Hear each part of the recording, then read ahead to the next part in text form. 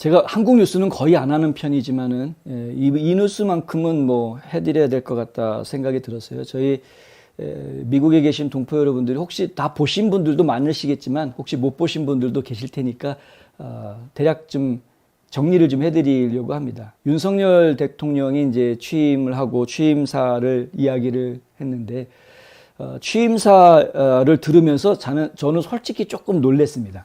그러니까 굉장히 정확하게 지금 이 사회 문제에 대해서 파악하고 있었구나라는 생각이 들어서요. 사실은 조금 은근히 놀랐습니다. 뭐 그렇다고 해서 제가 윤석열 대통령을 무시해왔던 것은 아니지만 하여간 좀 놀랬고요. 절 가장 먼저 놀래켰던 단어가 뭐였냐면 반지성주의라는 말이었습니다. 그러니까 지금 한국의 민주주의가 위기에 빠져 있다라는 이야기를 하면서 한국의 민주주의가 위기에 빠져 있는 가장 그 근본 원인의 하나로 이야기한 것이 바로 반지성주의라는 것이었죠. 생각을 안 하려고 하는 건 막무가내로 하려고 하는. 예. 근데 지금 이 취임사에 있는 이야기는 이렇습니다. 견해가 다른 사람들이 서로의 입장을 조종하고 타협하기 위해서는 과학과 진실이 전제되어야 한다. 예.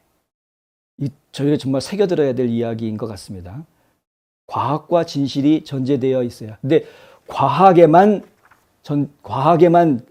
근거를 둔다 그러면 실수하기 쉽습니다. 그런데 과학과 진실해서 진실이라는 단어를 집어넣었다라는 것이 저한테는 굉장히 매우 적절하다라는 생각이 들었고요.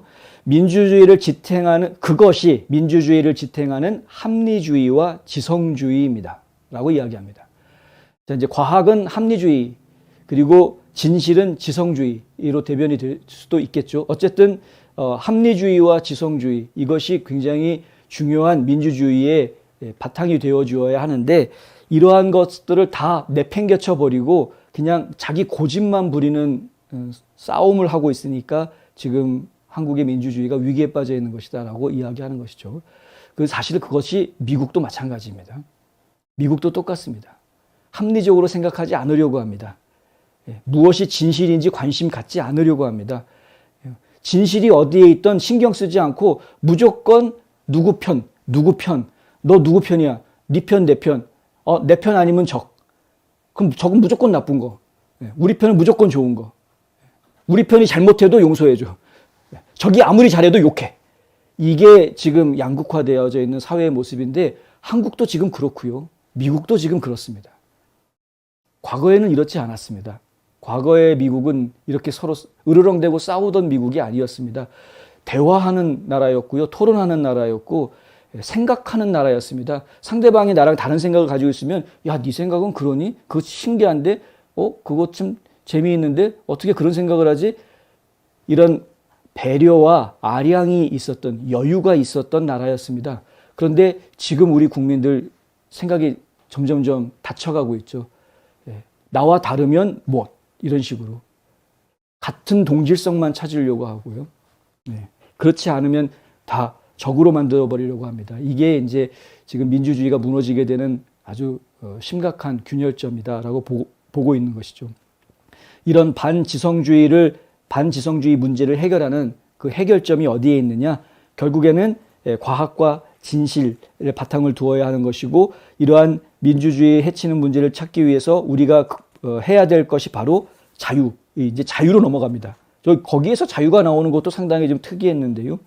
지금 이렇게 민주주의가 닥치고 있는 어려움들을 극복해 나가는데 필요한 것이 자유다라고 이야기한 점도 굉장히 좀 획기적이었다.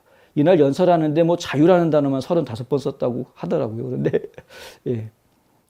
보편적 가치를 공유하는 것이 중요하기 때문에 그 자유라는 단어를 내세운 거였습니다. 원래 이유가 뭐였냐면 어려움을 해결하기 위해서 우리가 보편적 가치를 공유하는 것이 매우 중요합니다 라고 먼저 얘기해 놓고 그것이 바로 자유입니다 라고 이야기를 하더라고요. 그러니까 보편적 가치를 공유하는 것이 중요하다. 무슨 얘기냐면요, 상식적으로 이야기하자입니다. 우리 상식은 통하는 거 아니냐는 거죠. 나도 너도 같은 생각을 가지고 있는 것이 상식 아닙니까? 영어로 이야기하면 common sense입니다. 공통된 느낌, 생각, 그게 상식입니다. 너도 나도 같은 생각을 가지고 있는 것. 이걸 확보해야 된다는 것이죠. 너하고 나하고 다른 걸 자꾸 보려고 할 게 아니라 너하고 나하고 공통된 이런 거. 이런 보편적인 가치를 가지는 것이 굉장히 중요하다. 그런데 그런 보편적인 가치를 가지는 그것이 바로 자유다라고 이야기를 합니다. 무슨 얘기냐 하면은 앞으로는 이제 모든 것이 자유를 근거로 해서 해석이 될 수 있다. 자유에 대입해서 해석해 볼 수 있다로 저희는 지금 이해하는 부분이었습니다. 윤 대통령이 이런 말을 하지는 않았지만은 예를 들어서 제가 설명해 드리면 LGBTQ 문제다. LGBTQ 문제에 자유에 대입을 해보자. 그러면 그 사람이 나는 남자지만 남자를 좋아한다. 나는 여자지만 여자를 좋아한다. 이런 거는 그 사람의 자유 아니냐, 인정해 줄 수 있는 부분 아니냐, 이렇게 이해가 될 수 있는 거죠. 그러면 LGBTQ라는 그 자체에 대해서는 인정해 줄 수 있다. 성평등을 이야기해 보자. 그걸 자유에 한번 대입을 해보자 이거죠. 성평등이 자유냐? 성평등은 자유가 아닙니다. 네. 이해가 되십니까? 성평등은 정해져 있는 겁니다. 성별 자체가 정해져 있는 구분입니다. 예. 그리고 성평등은 그냥 진실인 것이죠. 남녀 평등은 진실입니다. 그런데 LGBTQ는 그냥 자유, 선호하는 거죠. 자신의 취향이고요. 이 취향과 이미 정해져 있는 구분과 이것이 평등한 것인가? 이건 평등한 거로 이야기하면 곤란한 부분입니다. 그러니까 성별과 LGBTQ는 평등할 수 없다. 성별은 평등할 수 있다. LGBTQ는 자유로울 수 있다.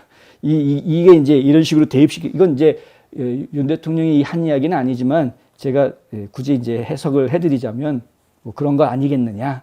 자유라는 것 자체가 보편적 가치다라는 이야기를 했기 때문에 이제 이런 말씀을 드리는 것인데요.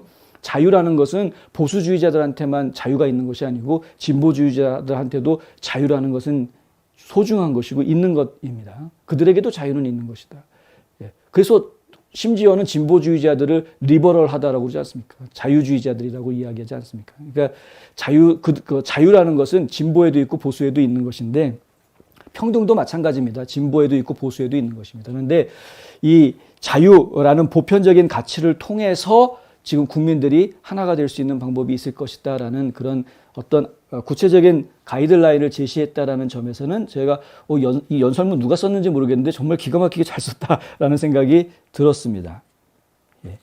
한국 문제에 있어서 가장 심각한 부분은 역시 경제발전, 그 다음에 북한 문제, 아무래도 그 두 가지 문제가 가장 큰 문제겠죠. 한반도 평화하고 경제 발전에 대한 문제. 이게 상당히 중요한 부분일 것 같은데 그런 부분에 대해서도 나름대로 비전을 제시를 하긴 했으나 그 부분은 좀 제가 안타까운 게 지금 너무 두리뭉실한 비전들이었다.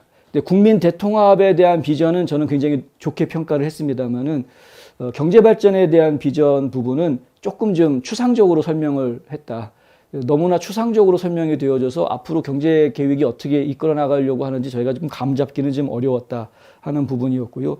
한반도 평화에 대한 부분도 어떤 새로운 대안을 보여주지는 않았다. 예전부터 있어 왔던 이야기 그냥 계속했다.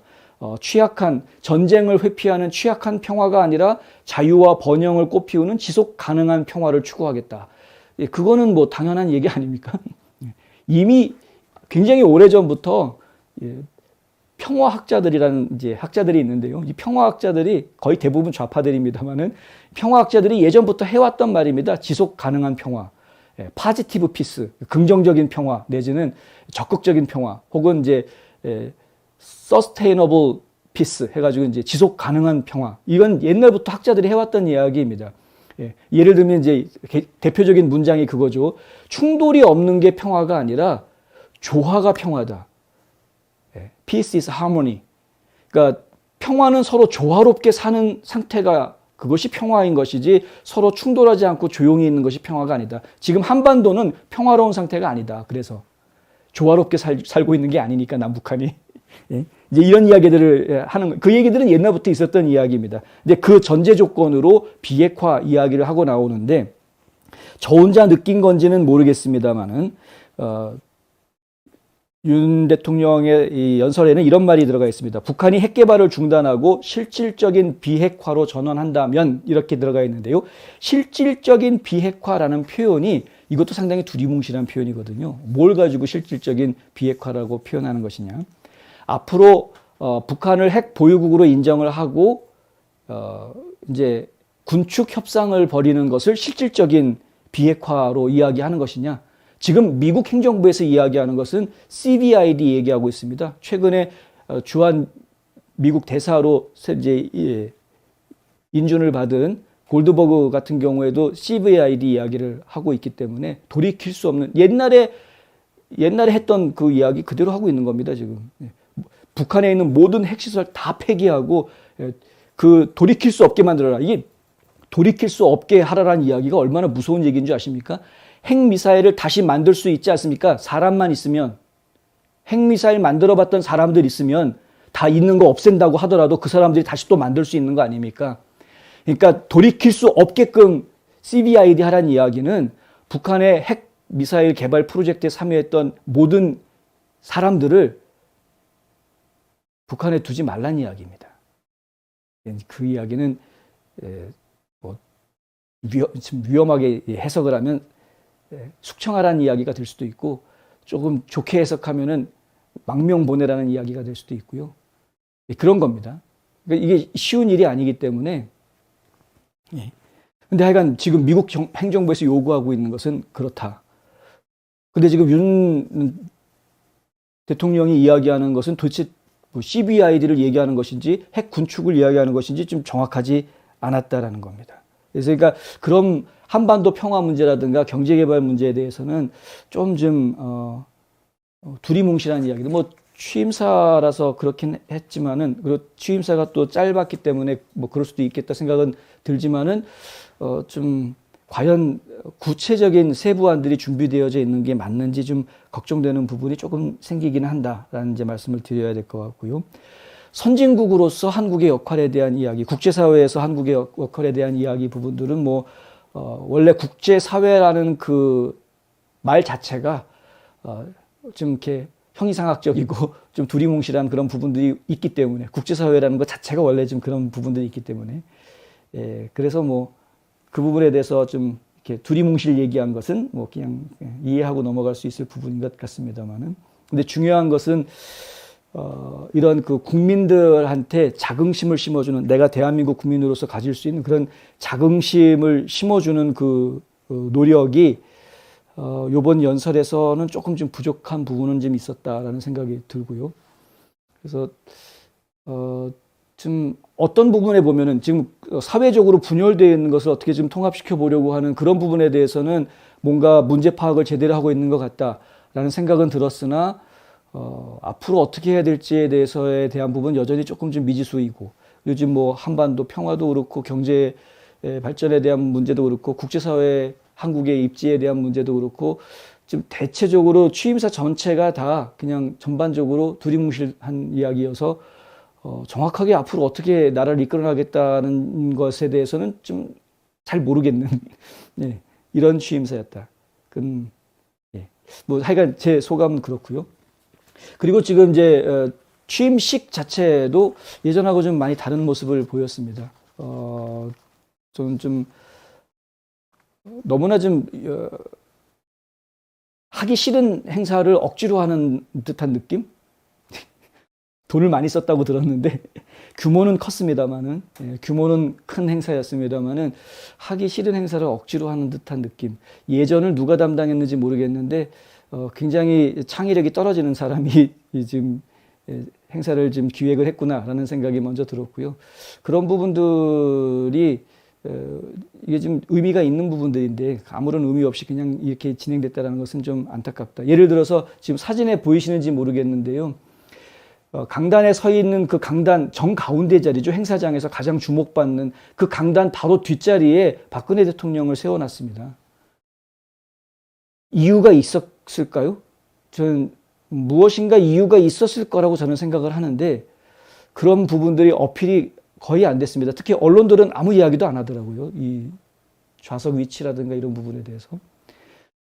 그리고 문재인 대통령이 행사에 참석을 해서 이제 떠나보내는 그런 이제 퍼포먼스라고 해야 되는 건지 하여간 그런 순서가 있었는데 그냥 떠나보내기만 하고 계속 앉아있다가 그냥 떠나보내기만 하고 일체 말 한마디 듣지 않았죠.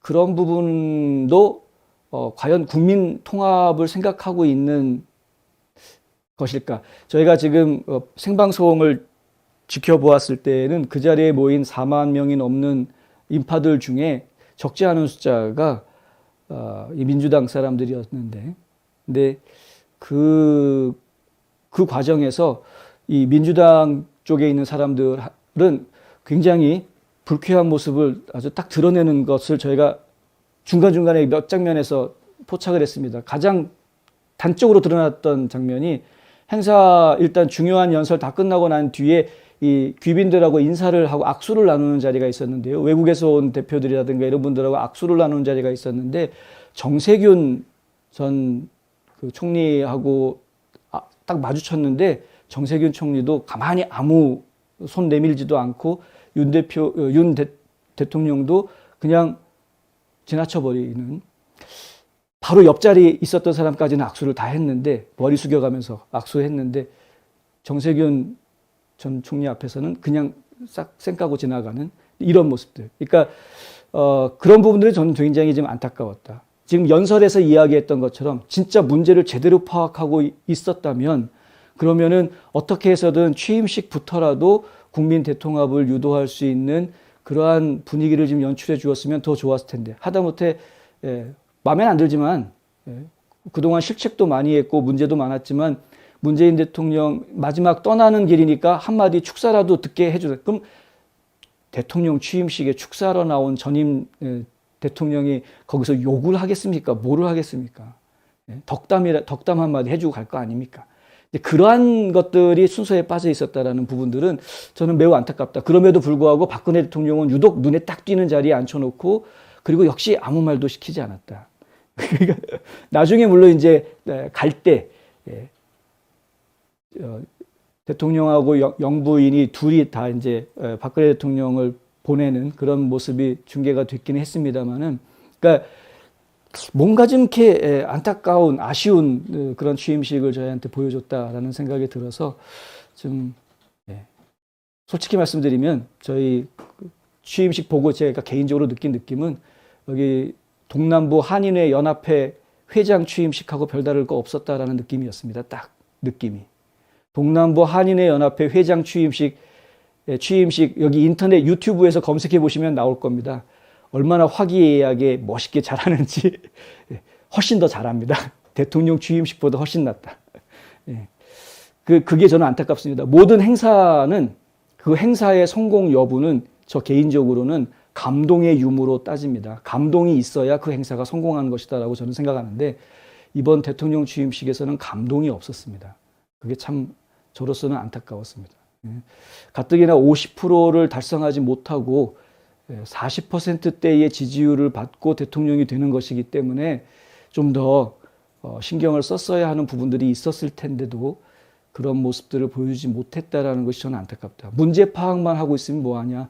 그것을 해결하기 위한 선제적인 노력을 좀 보여줬어야 하는 것 아니냐라는 그런 아쉬움이 있어서 한 말씀 드렸고요.